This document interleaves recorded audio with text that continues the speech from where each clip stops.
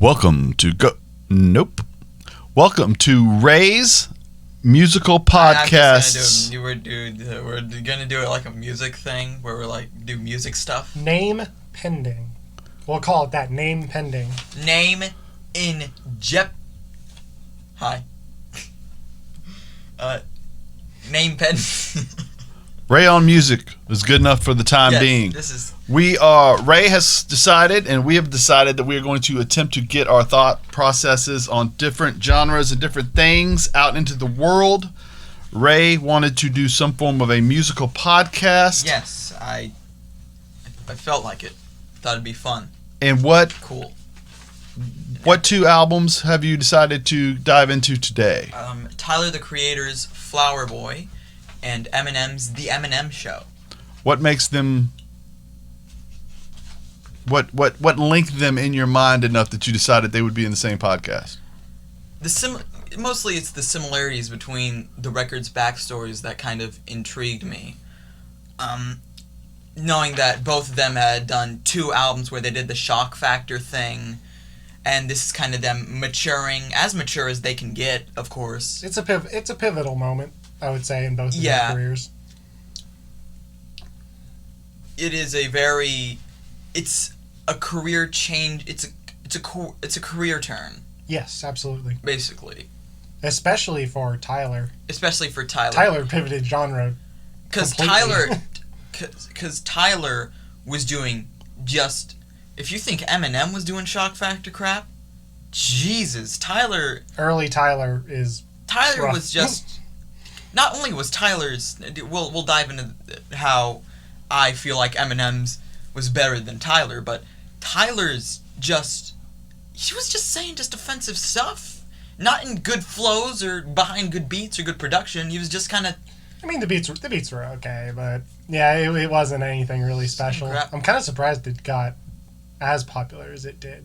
But he is undoubtedly super talented. And this, to you, both feels like he matured musically and as a... Yes, he matured. Oh, yeah. He really matured musically. And as a lyricist. Especially as a lyricist. It's Eminem got as mature as Eminem could get. With being good. Yeah, absolutely. Now, do you see the Eminem Show as a huge change in direction for him? I think it's a change in direction as it was his last great album. So you think it's just a general turn in quality? No. It's his only good political type album. I'm not super familiar with Eminem's discography, especially after this point. Especially after The Eminem Show, he had just dropped Encore, which is an absolute disgusting record. Bad? In what way? It's awful. Just bad. It is. It's like you don't like the music, you don't like the songs, you don't like the lyrics, or it's offensive? Don't like anything about Encore. It's just low quality. It's straight... It's, you know that scene in Space Jam where they where the good basketball players just forget how to do what they're good at? Yeah, because it's kind of what happened to Eminem. So you saying an alien stole his rapping ability? I'm just saying, just lose it, go crazy, is not a great, isn't a rising quality. No. Okay, so do you want to go into your list of questions here on what you think about them? Like, which artist... You just spoke a little bit about the back catalog. Yeah, we talked a little bit about that. Which one do you think has the better back catalog? Eminem, easy. From this point, yeah. Tyler's early stuff is not. Tyler's early stuff, I like Wolf as much as the next guy. But Tyler's back catalog has Cherry Bomb, Bastard, and Goblin. Eminem's back catalog has the Slim Shady LP and the Marshall Mathers LP. Now, 2 of some of the most influential rap records in modern history. Ever? Maybe ever. I think you could argue with influence, but there is no question that commercially he was on a level that very few people get to as rap was being released. I don't think any rapper's gotten to what Eminem did. Kanye got close. Jay-Z got close. Depending on your definition of rap. Depending on like if you include things like Will Smith and Hammer, they were selling records at high levels at one point in time, and then they faded off. I would even say that Eminem got bigger than they did. Probably. At least reaching a more varied offense in its own ways. Well, correct. Kind of respected. Now from there you wanted to go into specific tracks, I believe, and analyze. Favorite and least favorite tracks on the record. Okay. What's your favorite and least favorite track on the record? On the records, my favorite track on the Eminem show, my favorite tracks on the Eminem show and Flower Boy would have to be, I think they'd have to be Without Me and 911 Mr. Lonely. While my least favorite tracks would definitely be Tyler's ending track and Eminem's Drips. It's just Jared will talk about that one. Yeah, I'll go in on it.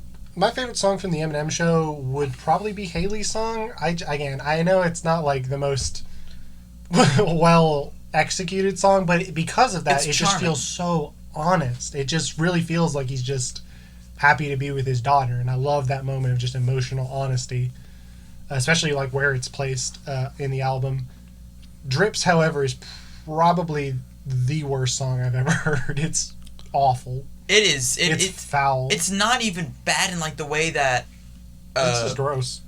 It's just lyrically, just Jared. You talk. It's gross. It's really bad. Like it kind of surprised me that it's on the album at all. It's ugh. Now there is a least favorite on Flower Boy. Least favorite would be probably Garden Shed. And least favorite. Yeah, the ending track is just really underwhelming. It's boring. It doesn't add to the album much. Enjoy Right Now Today. Yes. Yeah. It's kind of just an instrumental. It doesn't really cap off the album very well. It's instrumental and not instrumentals are not good to end off of. No, again, feels like there should have been something of a thesis statement or something of just like a message of hope or something. It was dark. Okay, further into the albums, which opening track do you like the best? I would the opening track to top. I'd probably go. There's basically a forward in both. So, which of those intros into opening songs makes the most sense to you? Forward on Flower Boy is like a real song, though. Mostly. I'd definitely go White America. I like Flower Boy. Flower Boy just puts me in the right mood to listen to the album. Although I will say that also happens with White America. And your opinion of first open tracks, right? My favorite would have to be White America. It's just how much energy M puts into it.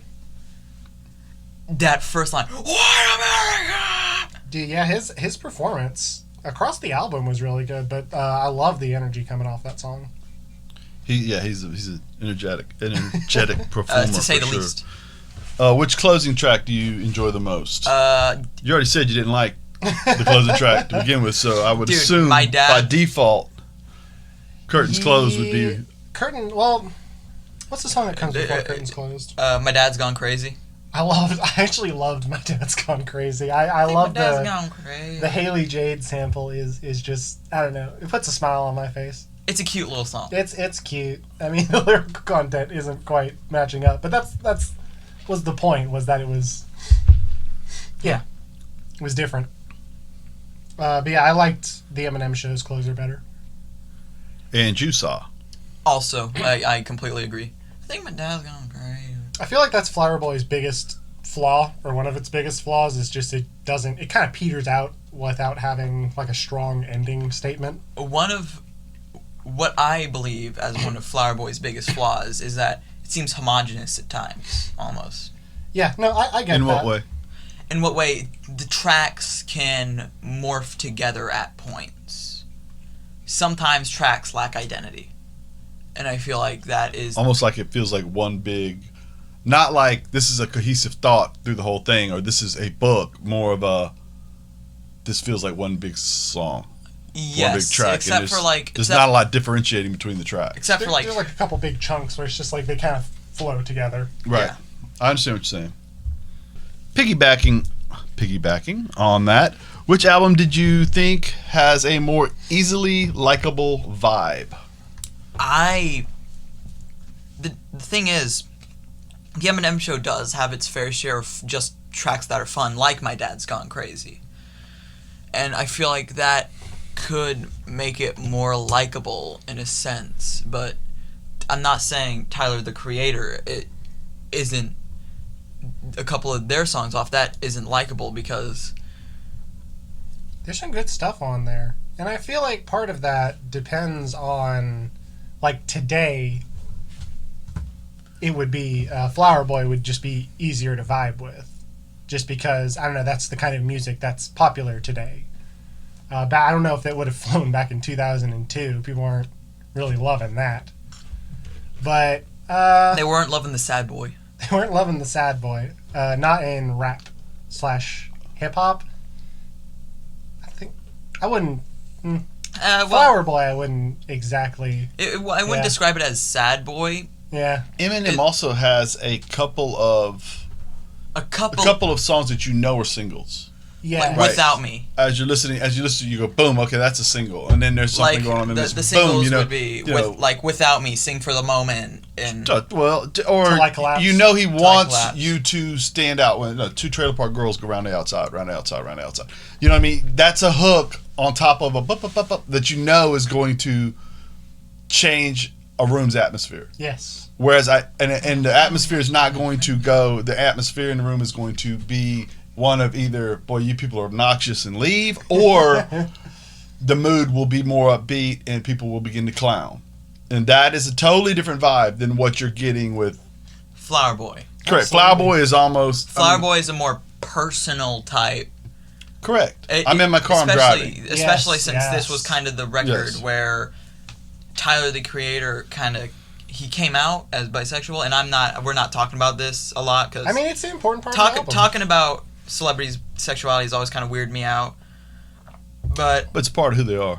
It is a significant portion of this album. A significant portion of Eminem's album is him lashing out at people who are different from him, which I think he's gotten past at this point in his life, but it's there. You know what I mean? You can't really ignore that part of the record. Well, White America has also gotten a really weird thing where he sang about his kids. He sang about a lot of his fans being white, therefore them being white and him being white, them being able to relate to him being white, but it's like a weird thing in White America. Jared, do you know what I'm... Yeah, no, I know exactly the part you're talking about. I thought that was kind of... Like, I get it. He mentioned something like that in Without Me? No. It's White one America. Of the later songs that he mentioned something where, like... Till I Collapse? No, he talks about how people would, like, put his music on and, like, vibe with it. He says the word vibe. I remember that specifically. But that's part of it. And I think that's interesting. God, I wish more of the album was like White America, honestly. I wish it was more political. I wish there was more... Yes, he does have a very powerful... He does have a very powerful political... But he dips his toe in there. He doesn't dive in. No. But as Revival has taught us, maybe he shouldn't go into political stuff. Well, and also though, I think somewhat with the... As these stances, the most political Flower Boy gets is the Black Lives Matter line in... Which song was it? It's one of the... I think it's like the first song. Yeah. First or second song. I think it's Forward. But, yeah, absolutely. That's all that I felt throughout this whole album. I was like, man, he dipped his toe in the water, but I want like a full-on Rage Against the Machine Eminem album. Well, and part of that, I think, is that he also spends a lot of time trying to explain to you how success has caused him trials and tribulations that other people don't get. And for some people, that can be a little bit of a disconnect. It's a fairly common theme when you get into albums. Especially into hip-hop around that era with Dr. Dre. Especially like sophomore albums. Their second album comes out and they have a whole bunch of money now, and it's like, oh man, everything's It's different. also partially why sophomore albums don't feel as authentic. It's not the singer, because it's what I'm writing is authentic for me. Yes, absolutely. But I can't relate to that because I'm not in your mansion. I was like I get it. You got problems. Yeah, but I was like you when you were in album 1. Right. Just like a dude. Like, right, yeah, correct. absolutely. I totally get it. Okay. Now, the better production of the albums, what do you think?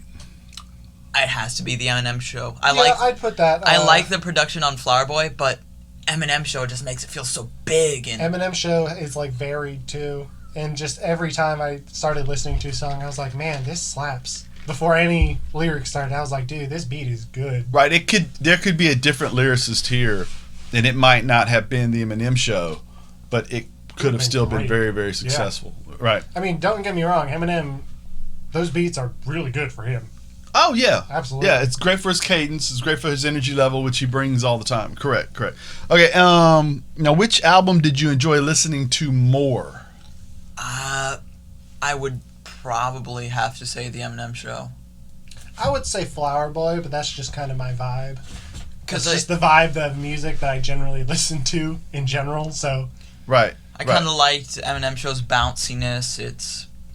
Oh, dude, if you're going to like go for something that you want to feel upbeat and energized by, absolutely. Absolutely. Now, when you look at these things, obviously there's a snapshot, right? Can you take Eminem's this record and can you place it in today's time and tell me, do you think it would? No, because I feel like most of the lines were about Bush as president, and I don't really think... Well, obviously he could sub something else. Well, there were some timely references that were... And there is a lot of hitting on topics that I don't know would fly today like they did back then. Not in the same way. It's not that he couldn't do it, but he would certainly have to do it differently. Right. Like, but the beats would stand up. The beats would stand up. I would say that. It's not... I mean, everything today is generally trap influenced, and that doesn't come... Like, that vibe isn't there at all, but I feel like it would be fantastic throwback rap. People would love that. Right, if you put... Okay. I did not... I don't particularly enjoy Eminem. I never really did. Obviously, being from a time period when that was what was hot, it was on a lot. I know a lot of it, and I have had friends that I've hung out with that listen to it a lot, or him a lot. But I did not know Tyler the Creator at all when we started this, and I spent the whole week listening. And I thoroughly enjoyed the ride through his record, and I think part of it, like you were saying, the way you vibe. A lot of what Eminem did on that record is to be played in a room full of people. A lot of what I heard with Flower Boy was, like you said, it's a vibe. And so I'm getting in my car, I'm driving to a beach. Absolutely. It perfectly fit what I was doing that day. And then on the ride home, it was the same thing. And so it was very easy. I was glad you picked that record because I was able to enjoy it very much so. Now, what would be your favorite features on each record? Or first of all, what do we mean by features? Features, Featuring?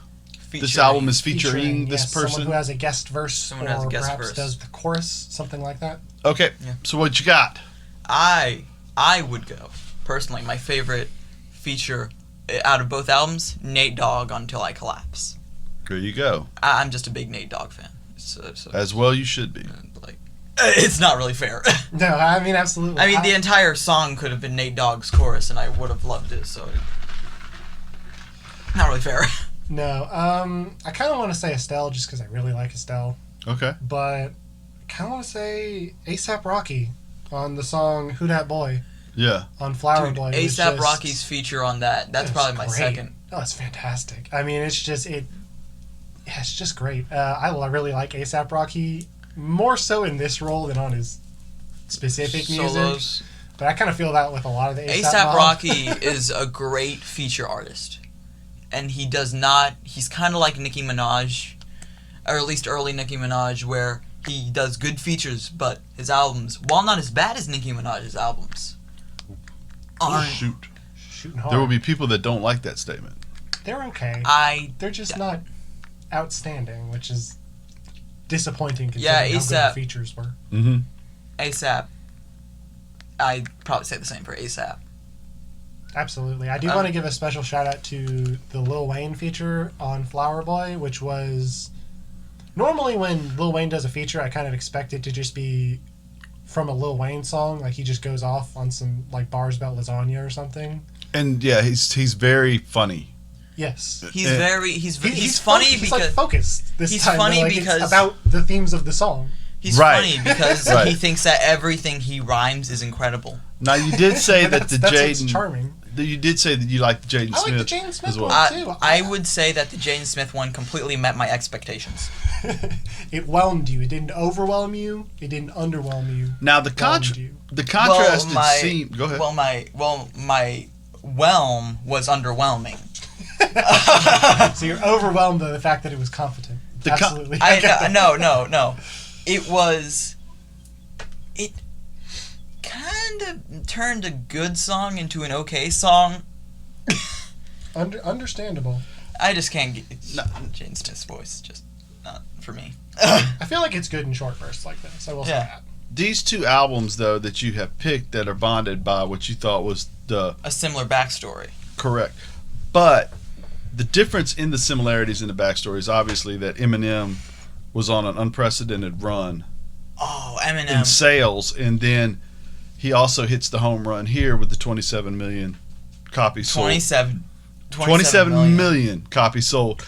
Whereas Tyler had not Tyler got #1 on the hip hop and rap Billboard, #2 on the Billboard 200. Correct, but he had not approached superstardom yet. Had not. He got into it pretty close. Fringe stardom before. Correct, and coming out of this, he's a star. He got introduced to quite a lot of new people. Right. Whereas Eminem's star lasts for the intro to one more album, probably a lot of sales there, and then his star begins to fade, and we don't know what happens post the last Tyler, Igor, post Igor. I mean, Igor won a Grammy. Right. So we assume that he's ascending. Yeah. And we assume that he's ascending, and I kind of fear that he's going to do what Eminem did.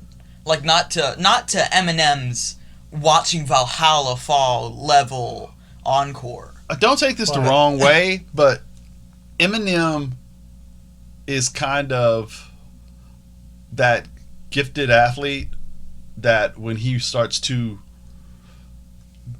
how do I put it? He's very gifted at one thing, whereas Tyler is a producer, so he can get. A lot of times, guys that are writing the music, the beats, the samples, all of these things can grow as performers and as artists, and they take you on trips that can't be done by a guy who has a single specific talent. And in this case, the talent is to talk, which is a great talent to have. He's and really good at it. There's nobody in the world that wants to say something derogatory towards Eminem and wait for a retort, because even today he can blast. You know what I mean? There's nobody that can do that like he can do it. Just if you haven't listened to it, which I don't know what rock you've been living in to not listen to it, but his diss on MGK, go listen to that crap. He kills a man that's already dead. Oh, he kills him. It's savage. There you go. Put it up on like SoundCloud too. There you go. So is this a wrap? Ray, is this a wrap of your first This would review? probably be a wrap. It's a rap. Okay. Rap talk. A rap Talking about rap. About rap. Yes. Yes. We wrapped that up.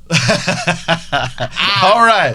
So this is a copyright 2020 Ray's Reviews. Some form of a musical title at some point in time. This is KP with Jared, and this was Ray's this guy stuff. This guy. His ideas, My his concept, show. his albums, his script, his name pending. My painfully mediocre show. Well, in that case, good night. Well said.